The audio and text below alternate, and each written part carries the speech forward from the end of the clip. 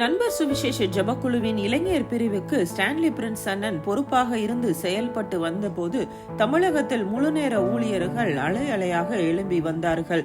தமிழகத்தின் ஒவ்வொரு மாவட்டங்களிலும் வார இறுதி நாட்கள், அரசு விடுமுறை நாட்கள் என்று சமயம் கிடைக்கும் பொழுதெல்லாம் வாலிபர்களுக்கான முகாம்கள் நடத்தப்பட்டது.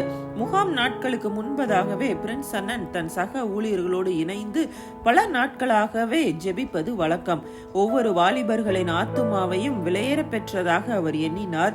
முரட்டாட்டமாக முகாமில் பங்கு பெற்ற வாலிபர்கள் கூட மனம் திரும்பினார்கள். அவர்கள் வந்த வண்ணமாகவே திரும்பி போகக்கூடாது என்பதில் பிரின்ஸ் அண்ணன் மிக தெளிவாக இருந்தார்.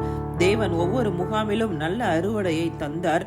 துன்மார்க்கமாக வாழ்ந்து வந்த வாலிபர்கள் பிரின்ஸ் அண்ணனின் செய்தியால் தொடப்பட்டனர். பலர் இன்று தேசமெங்கிலும் கிறிஸ்துவின் நற்செய்தியை சுமந்து செல்லும் மிஷனரிகளாக பணியாற்றி வருகின்றனர். தேவனுக்காக பெரிய காரியங்களை செய்ய அவர் தரும் சிறிய வாய்ப்புகளை கூட தவற விடாதீர்கள்.